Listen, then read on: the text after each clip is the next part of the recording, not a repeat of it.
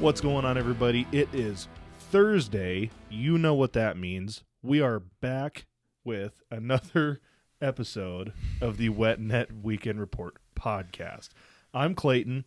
This is my son, Adam. I say hi, Adam. Hi, Dad. Hi. And we're going to try to piece something together for you guys today. We had some plans.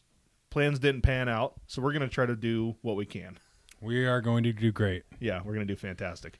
So first things first, we're going to go back over our giveaways. We got 2 of them going on right now.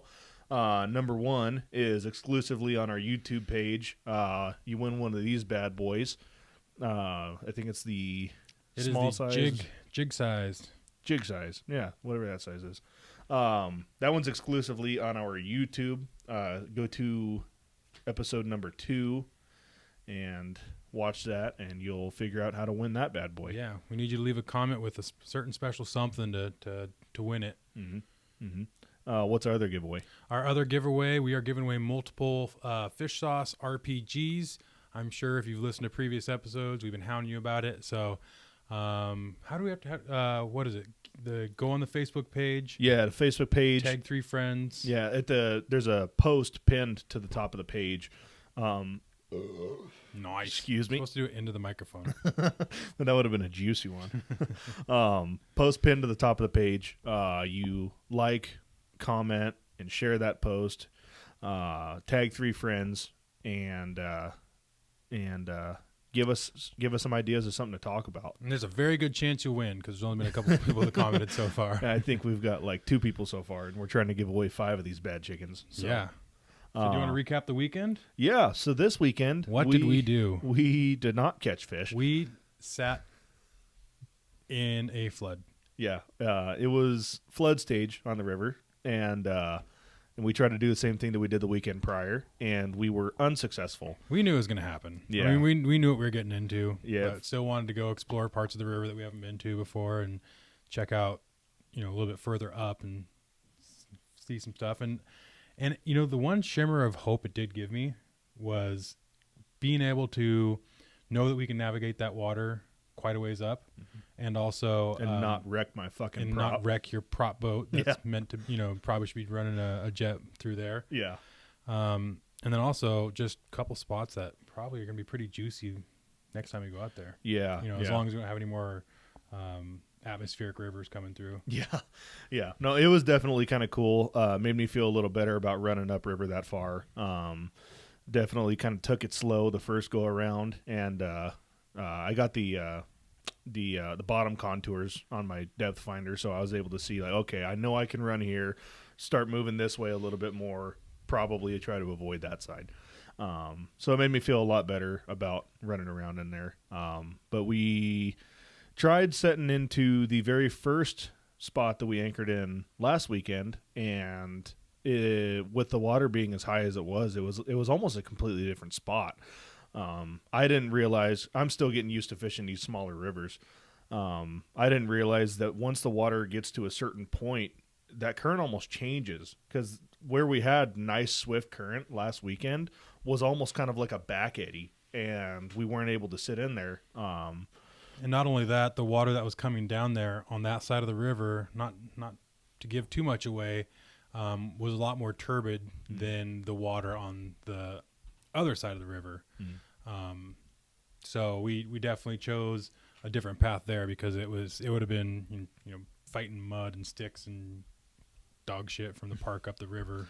Yeah, but we were really kind of hard pressed, kind of focused on trying to find 3.5 to like 7 foot of water. I think the least that we saw was like 9.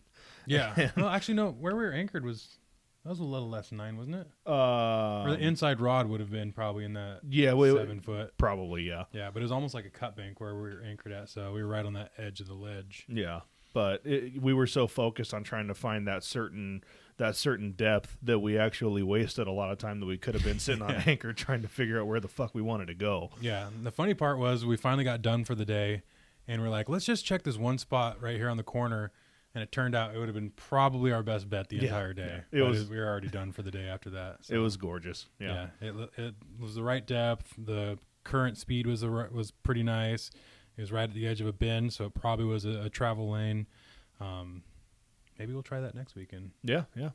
Actually, no, I'm fishing a tributary on foot this weekend. Are you? Yeah. Yeah, I don't think I'm fishing Saturday because it's my daughter's 5th birthday. Hooray! Happy birthday, Paisley. I love you. I know she's going to listen to this. I know she is too.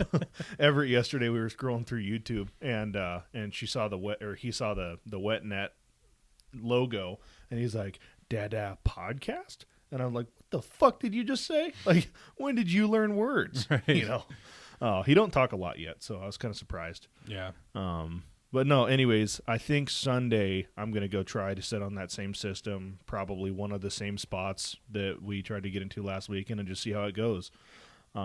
Water's a little bit lower this weekend. Lower. Yeah, than it was last weekend, so I'm feeling a little bit less adventurous. So I'm probably going to try to stick to where I know I can be. Yeah.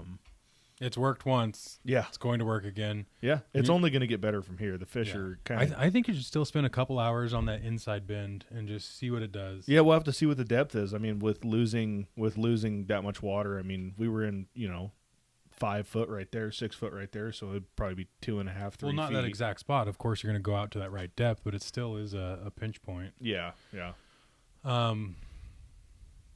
What would you do differently if you were trying to do last weekend over again? I would do one of 2 things. Stay home?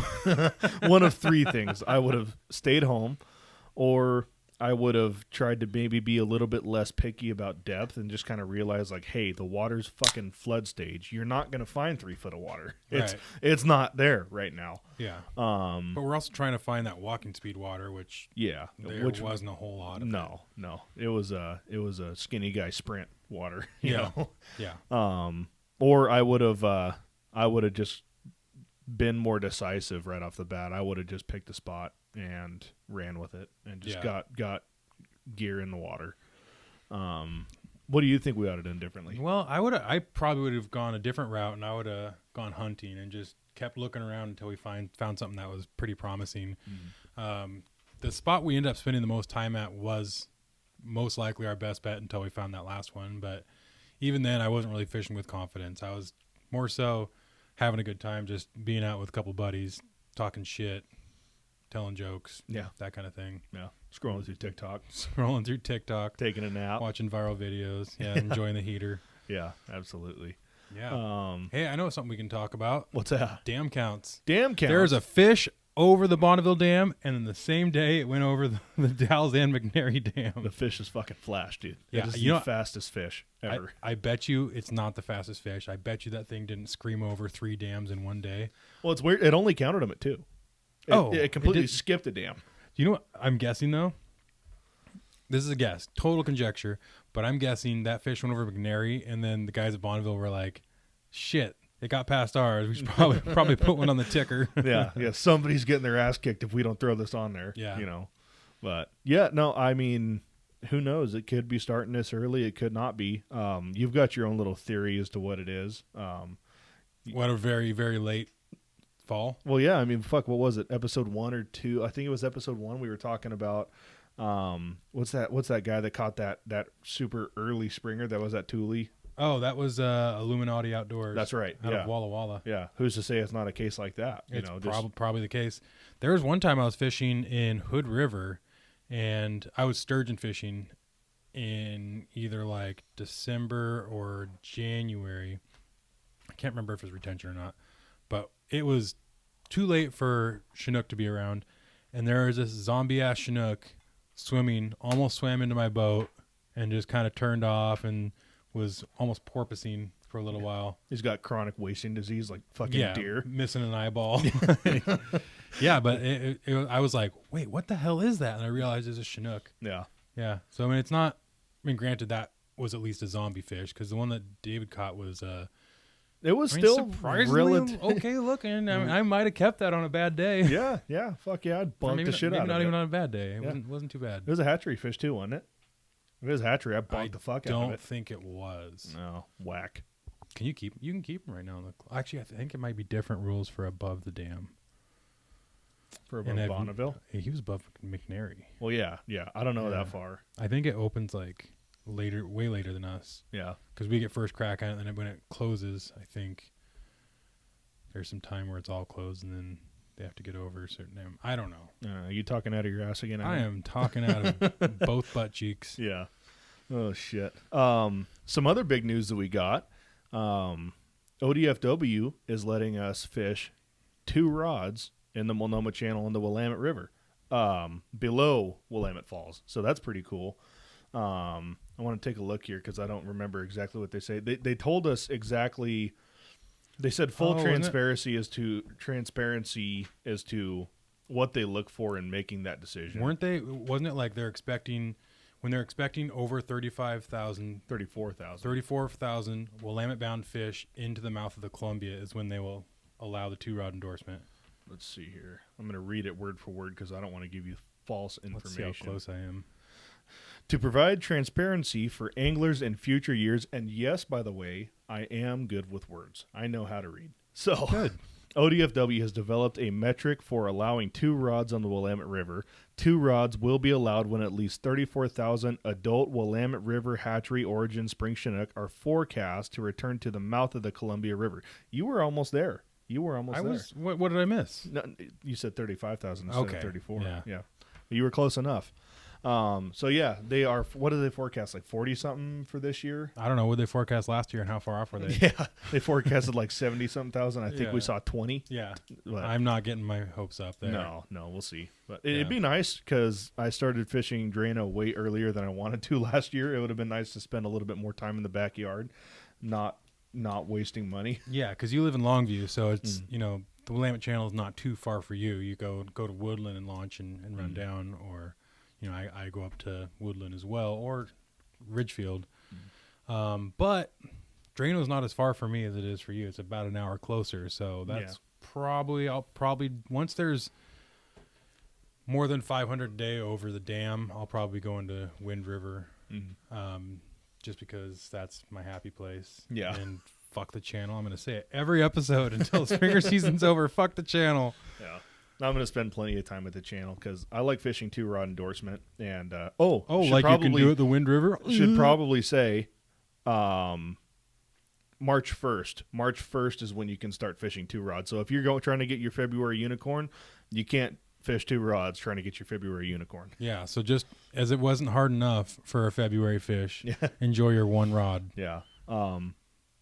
With the Wind River being 2-rod, isn't it after a certain date also, like Drano? Because Drano, you can't fish 2 rods until, like, what is it, April something, May something?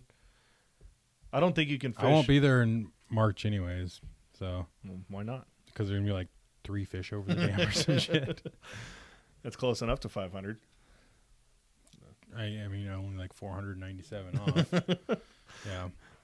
Yeah. Also, we got some clam digs approved on the Washington coast, various beaches up and down, from February 6th to February 12th. There's check your local regs on which I was going to say rivers, which beaches are open and what time the low tide is. Yeah. Just because you don't want to get there and it be the wrong tide, or you get there and it's not that beach and you get a ticket. Yeah. So that's on you to figure out. But we're telling you there is a clam dig coming up. You did that last year, didn't you? I did it. November. Yeah, November we went and did it. And you guys stacked them, right? Yeah, we did pretty good. It was actually pretty good. I hadn't clam dug since like middle school, I think, and my lady and we went and did some crabbing, and happened to be on the same weekend as a clam dig, so we took advantage of both of them. And it was her first time ever doing any clam digging, and that was actually a lot of fun. I think we had our limit within an hour and a half or so. So it wasn't too bad for 2 nutsacks that didn't really know what we were doing. Would she be considered a nutsack? She's a nutsack. Oh, yeah. Okay. Yeah, we're both nutsacks. Okay. Yeah, we're 2 nuts in the same sack, actually. You ever do any clam digging or anything like that? I bought clam gear years ago, and my planning skills are so poor that I haven't gone clamming with them. I've done it. I did it a lot as a kid. Yeah. I think we used to go to. I think we went to Long Beach, but we also, I feel like we did it somewhere near Astoria. I think there's some razor clams there, and they're open all year. You just have to watch out for like the domoic acid levels. And then I've done a lot of like I've gone for cockles down in Netarts as well as Yaquina Bay, Newport. That's a lot of fun too because you just go with a rake and you just rake until you feel something hard, then start digging up. And they're only like a couple inches below the surface. Yeah, I've never even heard of those. I don't even know what those are. They're cool looking. They're like the stereotypical clamshell looking one where it's got like the lines going through it. Oh, okay. Yeah, Gotcha. It looks like the shell. Almost kind of like an oyster oil type deal. Oysters are kind of like gnarly looking. At least the oysters around here. Yeah. This is like a slightly smoother shell with like ridges and lines in it. And I didn't know what I was doing. I didn't know to take them apart or like cut them apart. So I had a lot of sand in mine. Fancy. Yeah, it was cool. Yeah, I've tried oysters one time, and it was kind of the same deal. I slurped it up, and it was mouthful of sand, and it turned me off of them forever. I'm sure they're probably delicious. I can't bring myself to try it again. It was like sandy fucking snot. So I know what we're doing for next episode. Nope, you get those bastards away from me. Hey, you did great with the sashimi last time. What if I made them for you really well? No. Dude, I ain't going to do it. Okay, hear me out. Nope, I ain't hearing you out. Garlic. Nope. Butter. Nope. Salt. Nope. Parsley. Nope. No, absolutely not. I've got a good story for you. Oh, yeah? What's that? Okay, so I didn't get into eating oysters until I was like 11 or 12. And it was mostly because like my dad really liked them, and I was like, I want to be cool like him. So we went to this shellfish like store. I don't know if it was a restaurant, but it was like a place where you could go buy seafood. And my dad's like, hey, let's do a couple oyster shooters. And I was like, okay. I'd only had them like once before. And previous times when I had them, they were like, you know, a little bit bigger than a quarter. And this lady brings out one that's the size of a freaking sand dollar. And I'd always just like kind of like half chewed them and then swallowed it really quick. And my ass slurps this thing down, and it's this, you know, it's the size of a freaking tennis ball. And I choke on it, and I'm like, oh, and I cough this fucker up. It flies out of my mouth, bounces off the table, slides off the table, hits the ground, and slides another 2 feet. And this old lady, probably named Agnes, from behind the glass display case was like, if you barf it up, you clean it up. And I was so fucking embarrassed. You should have just whacked her. I should have stepped on it and left. But I was like 11 or 13 or something, and just I was so embarrassed. So I grab a bunch of paper towels, and I'm like picking up chunks of fucking cocktail sauce and oyster, and it was all bad. Oh, that's awesome. And there's another time in Vancouver, BC, which, you know, Canadians are a little backwards. We bought oyster shooters, and my dad bought them from a bar, and we were like, it was like one of those kind of like indoor outdoor bars. And my dad comes back with them, and we go to slurp them down, and there's like a clear liquid on top, and I shoot this thing back, and it's like half vodka, half oyster, and half I had to make 3 halves, but 1 part cocktail Your sauce. math ain't mathing. Yeah, it was 150%. But that was disgusting too, and I was like 15. So speaking of slurping liquids, you like the crab butter? You know what I'm talking Nope. about? Oh, dude, I love no. the crab Okay, butter. so you won't eat oysters. I won't eat crab butter. You know why? Why? That's where all the bullshit is. What do you mean That's all the bullshit? like the gross part of the crab. That's fine, dude. The entire oyster is gross shit. I don't know what you're talking about. Touche. No, I like taking the crab butter, sprinkle some Old Bay in there, and just dip the crab meat. Holy fuck! You know, I don't like Old Bay either. Oh, you are fucking up, bud. No, I will use like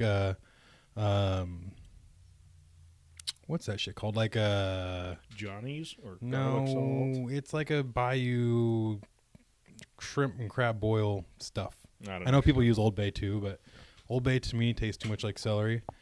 But my favorite way to do a crab is salt water, but you're not actually boiling them in there. You're steaming them. So you'll do like a big pot with a false bottom, couple inches of salted water, throw your crabs on top of there, steam it for 15 minutes, and you pre-crack your crabs, get all the bullshit out, and it's a cleaner meat. It's just as delicious in my opinion, and you don't have green meat. Yeah. Because I don't know if that's a turn off for you, but it fucking, apparently if you like crab butter, you'll eat just about anything except for oysters. Yeah, and I mean, mayonnaise. I guess I've never really I've never really paid attention to what color the meat is. I probably should, but yeah, no. I mean, the way I do it is I actually like to cook my crab whole, and I do boil them, but I'll take like an entire bottle of Old Bay, dump it in the salt water, and I'll boil my crabs whole.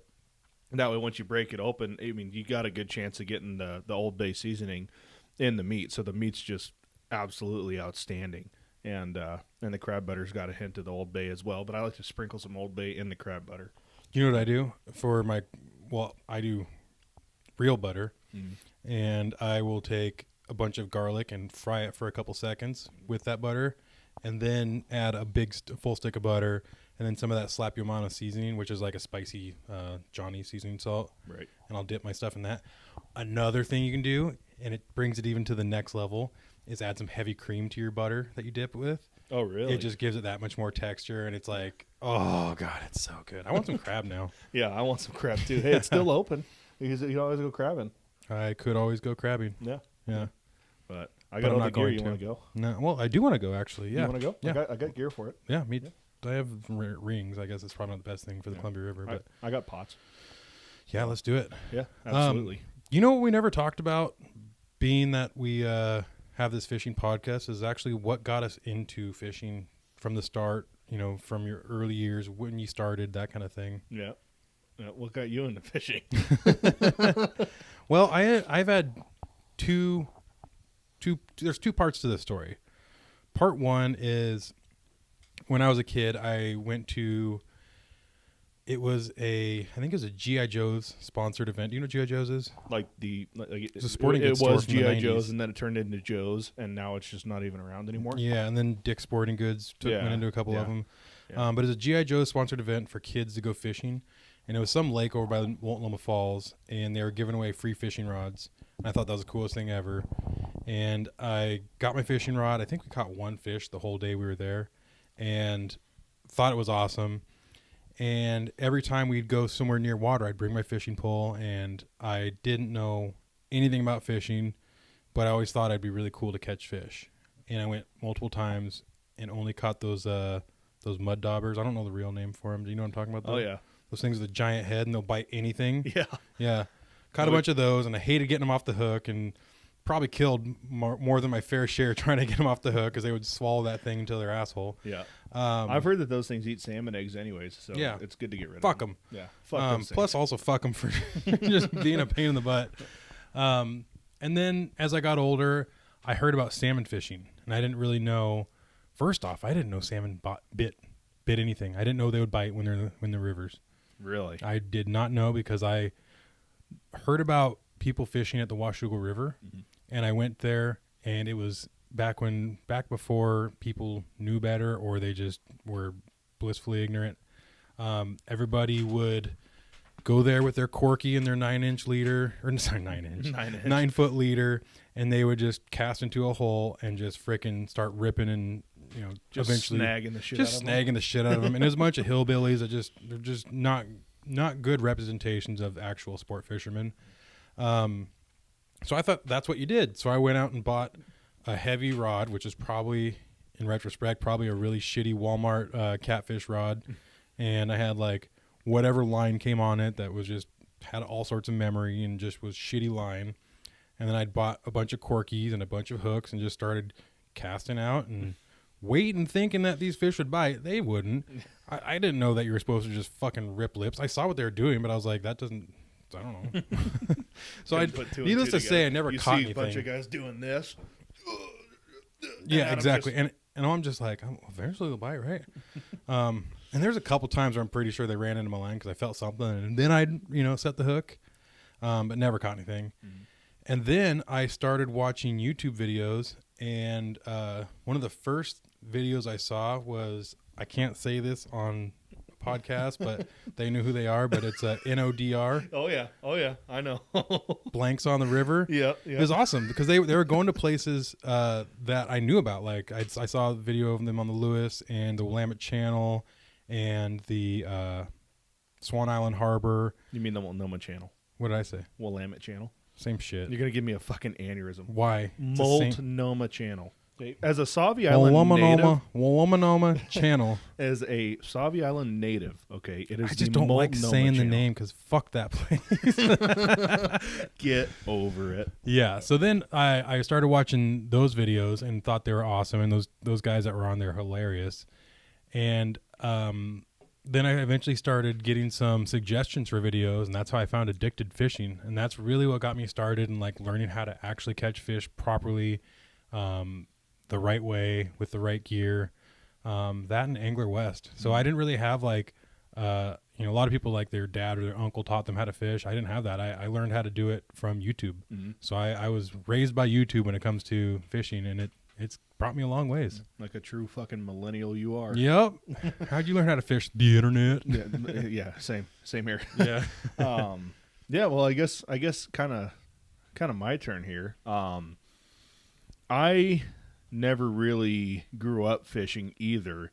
And then about, I'd say 7th, 8th grade maybe, I had a buddy of mine, and he asked me if I wanted to go fishing, and I think we ended up just going to like Trojan Lake or something like that off Highway 30, the big nuclear power Trojan plant. power plant. Yeah. And they stock it with trout and stuff, and they probably end up growing like 4 eyes and 6 ass fins and probably no spawning abilities. Yeah.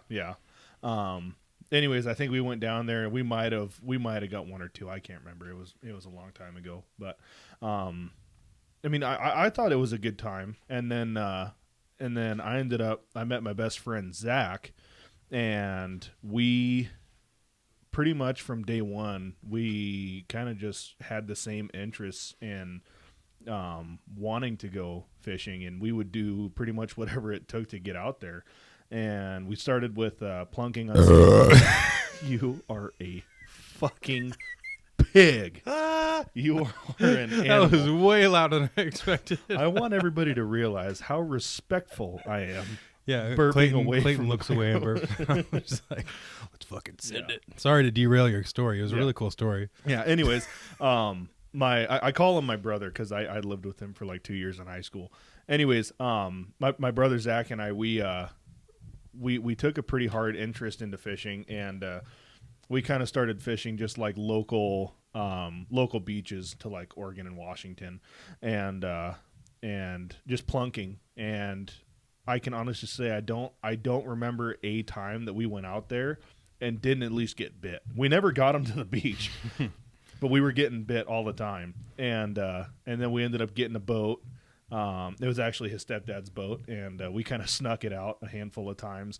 And you snuck it out? Yeah, without him knowing. No way. Yeah. That's ballsy. Yeah, we went with him once, and Grand Theft Bodo. Yeah, and we were kind of a little cocky. We kind of had the idea that we could probably back the boat down the ramp and do everything ourselves more efficiently, just the two of us, than having him there. And I will say I don't remember if that was the case or not, but we definitely thought it was, No, we started salmon fishing a lot right there. I'm just gonna say it, right at the mouth of the Lewis, when everybody would hog line right there before like 360s and everything came to be. And I mean, that's where we actually started finding like real success with like catching fish. Like we were kind of wobblers. on them. Yeah, wobblers. Oh, nice. Yeah. And that was like really kind of where I fell in love with it. And then Zach ended up joining the military, and I stayed here just being a degen kind of a fucking loser guy working in a warehouse. And actually that's where I met my good buddy Brandon Powers. As I made a post on Facebook asking for some kind of report, and he was actually cool enough to DM me personally and give me the report and kind of what he was using, what was working, and one thing led to another. I jumped in his boat, and he hasn't been able to get away from me since. So I have a tendency of pissing him off quite a bit, but I always tell him, you and me hey, both, brother. Yeah, I'm like, hey, bud, don't forget you chose me, all right? Right. Like, you reached out to me, but honest to God, if it wasn't for Brandon, I don't think I would be half the fisherman I am today, because he taught me so much, just out of the kindness of his heart. That's how it was for me too. Like I was really, really close to being very successful. I never was. I was dog shit. I was always on the cusp, but he like kind of just, it was a couple small tweaks that really got me to get me to where I am today. So thank you, Brandon. Yeah, thanks, Brandon. Yeah, and also fuck you too, though, Brandon. Yeah, I'm just kidding. Yeah, but it's also like it was really cool because like not only was he teaching me a lot, but we were also like we did a lot of stuff together. Like in terms of like kind of first, like I remember when he was still pretty new to like springer fishing, so we figured out that springer fishery like together. Obviously, he's taken it to another level because he has the opportunity to do it every day. Yeah, that definitely helps. So he blows me out of the water. Yeah. But shit, I was there. I was there when he caught his very first springer ever. And it was just it's really cool to get to share those opportunities and those special moments with people that you care about. First springer, I remember sturgeon fishing off of Beacon Rock with Zach, and just you get English, motherfucker. Yeah, I'm turning into a rapper. The older I get, the more I kind of appreciate, fishing and what it's given to me and what it's going to give my kids. Hopefully, if we can have fisheries as long as they're alive, That's like kind of not only that, it's just time with your kids, and it's time without the TV and the all the distractions of the normal world. Yeah. So, right. Well, why don't we take a break and we'll come right back and we'll get you part 2 of this episode. Yeah, sounds good. Cool.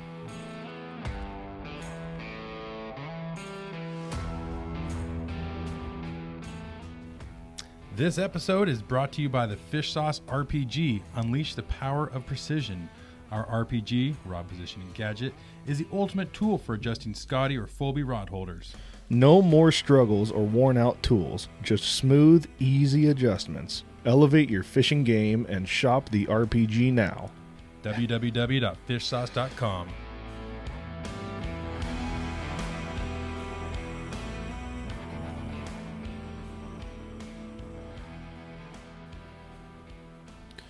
And we are back from our little intermission. Adam was going to shit himself, and he ended up giving birth to 2 beautiful baby turds. No. I made us dinner. Yeah, he's a sweetheart. Yeah. My belly is full, and I'm a happy boy. Yeah. So, anyways. Best way to a man's stomach. Wait. Best way to a man's heart is through his... Best way to a man's wiener is through his... Tummy, yeah. You fucking loser. I filled him up and sealed him shut. Yeah, you couldn't film nothing. Yeah, so anyways, kind of back on track here. Where were we? What were we talking about? We were talking about when we first started fishing. Do you want to start this over? No, we'll just go with it. Okay. Speaking of when we started fishing, tell me some dumb shit you did when you started fishing. Oh, when I first started fishing, it was like the second time I ever took my. So I had a 14-foot mirror craft. Second time I ever took it out, went to Battleground Lake, and pulled the boat in the water, and backed it in, got it on the dock. Drove the truck up to the top of the boat launch, or like the parking lot. And as I'm walking down, I'm like, man, my boat is sitting funny. And I go over there, and there's like 100 gallons of water in there. It's halfway sunk, and I go sprinting back up the hill, get back in my truck, back it down, miss the boat ramp, have to pull back out. Hey, look at that. I didn't burp into the microphone. You're this time. A gentleman. Our little intermission changed you. Yeah. Well, I could tell that was going to be a gnarly one. I mean, not that a microphone has a sense of smell, but that was a garlic one. Yeah. But yeah, pulled the boat back out of the water, and it was just draining, and it was like the walk of shame, just waiting for my boat to drain of water while there's 100 people around just staring at me, and it's just pissing for like 10 minutes. I'm just like, yep, I'm that guy. I've only left the plug out of my boat once, and that was 100% Adam's fault. Yes, that was my fault. You called Go ahead and explain. You called and distracted me, you bastard. I got off work early on a Friday last year, and I was going to go fish the mouth of the Cowlitz like fucking everybody does in the fall. And Adam and I had plans to fish on Saturday, and he had called me right in the middle of when I was getting my boat ready to launch it, to bail on me for the next day. So I was super sad. And was I bailing to do something more fun? No, you were bailing to fish in your own boat, you fucking loser. Oh, so yes, it was something more fun. Fuck you, dude. Anyways, yeah, so I thought I had my system done, and I put the boat in the water and had my buddy backing me in, and I got the tiller, obviously. And I'm standing there, and I always keep my plug in the lead box, and got the motor started, motors running and everything, and I had him dump me back. Well, I happened to look back as he's dumping me back, and I realized that my plug is still sitting there, and I'm like, oh, fuck. So I'm yelling up, I'm like, whoa, you fucking stay there. I threw it forward, and I threw it back on the trailer, and I'm like, go, and he pulled it out, and we're driving. Luckily, it wasn't out for more than, maybe 30 seconds while I let the motors warm up a little bit. And so we drained the water out, threw the plug in, and we went, and I don't even think we killed fish that day. But yeah. There was one time, this was for early springers in the lower river, and this guy comes in hot. It's like, 10 minutes after sunrise, and this guy comes into the no-wake zone full speed, just flying in there, gets to the dock, his buddy jumps off. I'm going to interrupt you. Don't let me forget. I have another story about a guy flying in on a no-wake zone. Okay. Don't let me forget. Comes in hot. This dude literally leaps off the bow of this boat onto the dock, runs full speed up, grabs the truck, backs it down, and they pulled it right on the trailer. And I didn't get to see how much water came out of there, but judging by how urgent it was, it must have been over the floorboards. So I was duck hunting, not this previous season, but the season prior, and we were pulling into the ramp, and it's a no wake zone in there, and I'm taking my time, nice and slow, coming in there, and this dude comes flying around me. I'm talking, he's on step to the dock, and I'm not a confrontational person, but I had a hair up my ass that day, and I pulled up behind him, and I'm like, so much for a fucking no wake zone, huh? And dude, Clayton. Yeah, and he fucking looked at me dead in the eyes, and he's like, hey, I'm sorry, my buddy just got shot. Oh, okay. Dude, well. Yeah, I looked in the bow of his boat, and his buddy is laying across the bow, bleeding profusely from his back. And, they already had, an ambulance and stuff, kind of off. It wasn't obvious for me to see it. But you should have been like, I don't give a shit. Yeah. Bleed out, bro. My boat almost got scratched. Yeah. No, I was not that mean. I was like, anything I can do to help? And the guy just looked at me. He's like, yeah, I'm going to run up there and get those guys. Just keep him talking. Make sure he doesn't die. Shot from duck hunting? Yeah. Oh, that makes me want to go. Yeah. And I'll get in that here in a second. I'm talking to this guy, and I'm like, I don't know this dude. I don't hardly, I'm just like, hey, man, just, keep talking to me, trying to keep him from dying. And he's just, dude, it was the most gruesome thing, I had ever seen. I mean, blood just all over the boat. And ambulance people, what are they fucking called? EMTs? Paramedics? Yeah, those guys come down the ramp and put them on a gurney and run them up the ramp. But anyway, so I guess what had happened is they were hunting out of the boat, and the guy that got shot was sitting over here on the right hand side, and the guy on the left hand side had his gun leaning up against the blind. Well, he didn't have his safety on, and his gun went to fall, and he went to catch it, and somehow, I don't know if he bumped the trigger or if something bumped the trigger, fucking boom. I mean, it couldn't have been more than 2 or 3 feet. You fucking point blank right in the fucking back. Ooh. Yeah. Gnarly. To this day, I don't know if the guy lived. I would hope so, but it was definitely an experience. And of course, it's the one time in my life that I decide, you know what? I'm going to fucking say something, Yeah. There's so much for your fucking no wake zone. You fucking, God, I'm an asshole. Wow. Yeah. So, anyways, way to bring it down, Clayton. Yeah. That's good crazy. mood we had going. Yeah, always practice gun safety, folks. Yeah, gun safety. Yeah, but pay attention to your no wake zones, you fucking assholes. Yeah, dude, come on. Even if your buddy's bleeding, yeah, just a flesh wound. Yeah, that's right. Yeah, birdshot. It ain't gonna do much. Yeah, except for from point blank, it probably would. Okay, so I got one more story, and then we can probably wrap up these stories, but not nearly as cool. I don't even know if it's worth saying after getting shot in the gut. But I had just got started salmon fishing and didn't really know what I was doing, and my boat was like held together by bubble gum, and I'm just learning how to control this thing. I had a little 15-horse Johnson on that boat. And my buddy who was with me, he's like, okay, I gotta take off. So I drop him off on shore and I start backing out. And I wanted to like pull away really quickly, right? And just kind of and I do that. And my boat seat comes unmounted and falls. And of course I wasn't using the kill switch. I fall and I'm like stuck in between the transom and the back seat there, and the seat's like kind of like got me squished in there, and my boat's just doing circles about 30 feet offshore, just and there's a bunch of people around, of course, and I'm just super embarrassed. And finally I get up and like throw the seat in the bow, and I just sit on the bench seat and just all embarrassed and just slowly put away like, you fucking idiot. Did I ever tell you about when I lost a motor off the back of a boat? That's happened to me, but it's like a Minn Kota one. And luckily the cord was, or the worst part is it wasn't even my motor. Oh no. No. So I had plans to go duck hunting with my stepbrother, and we get to the ramp that morning, and his boat, like his motor wouldn't start. Like we sat there for probably 30, 45 minutes fucking with it, and eventually we said fuck it. And I kind of made like a backup call to my buddy. And I'm like, hey, man, are you hunting today? And he's like, of course. And I'm like, do you happen to have a seat for one more? And he's like, of course. And I'm like, perfect. I'll meet you over there. So I went over there where he was at. And you just left your other buddy? Well, my stepbrother was headed home. He gotcha. said, okay, fuck it. Okay, yeah. I see. His boat was we were at the ramp and it wouldn't start. I thought you were like, sucks to sucks, go home. Yeah. No, he had already said, fuck it, I'm going home.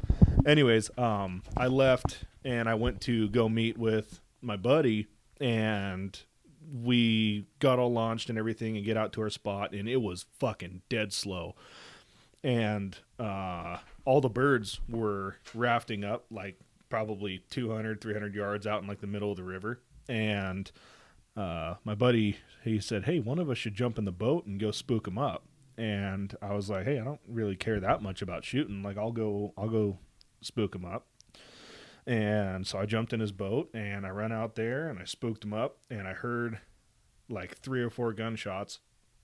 And so I was like, okay, I better circle back and see if they need me to pick them up.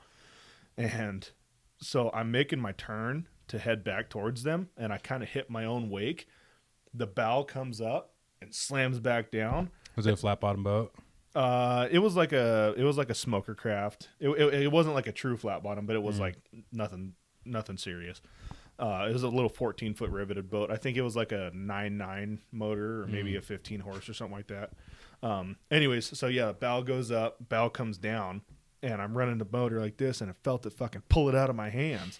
And I'm looking forward, and I didn't realize what had happened. So I'm like fucking reaching back to try to find it, and I look back just in time to see the fuel tank sinking. And so I'm like, oh shit, and I'm in the middle of the Columbia River on like an outgoing tide, like the river is fucking ripping. And so I called my buddy and I'm like, hey man, you remember that 9.9 you had on the back of your boat? And he's like, had? And I'm like, yeah. He's like, well, you better start paddling. And I was like, motherfucker.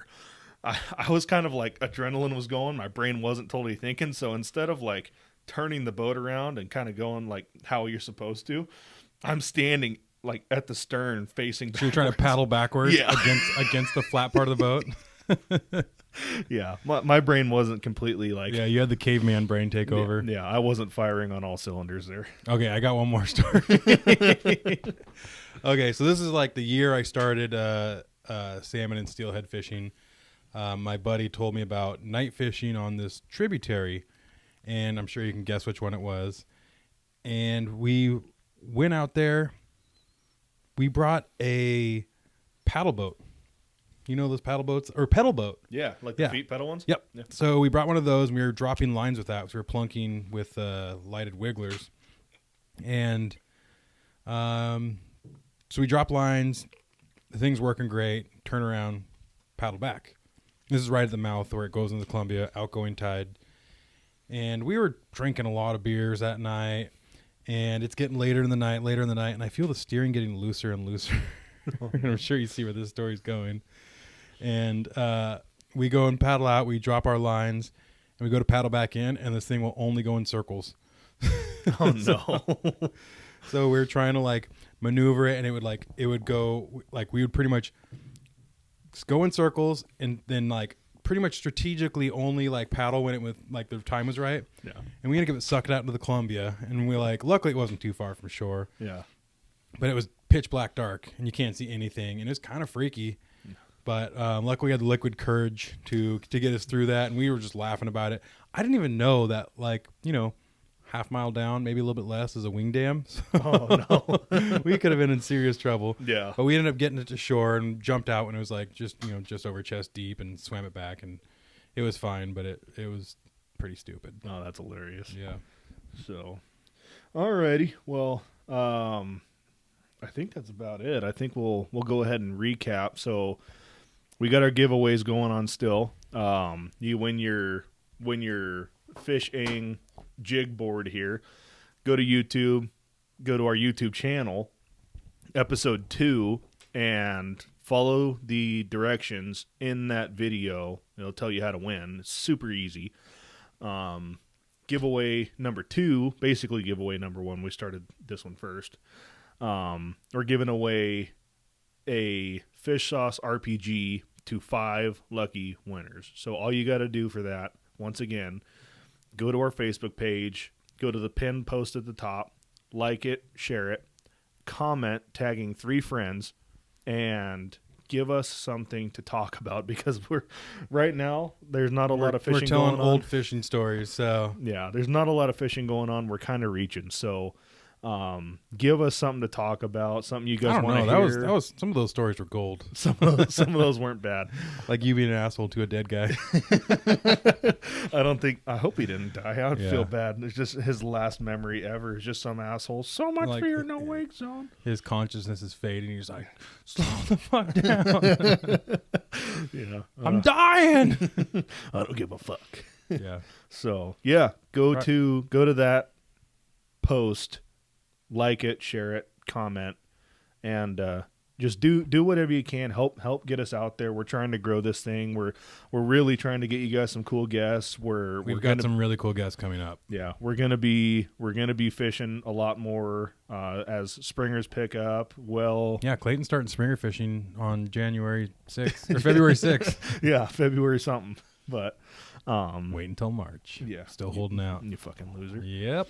So alrighty, well. You guys have yourselves a good weekend, and we'll see you here for the next one, episode 5. Thanks for tuning in, guys. Yep. Bye.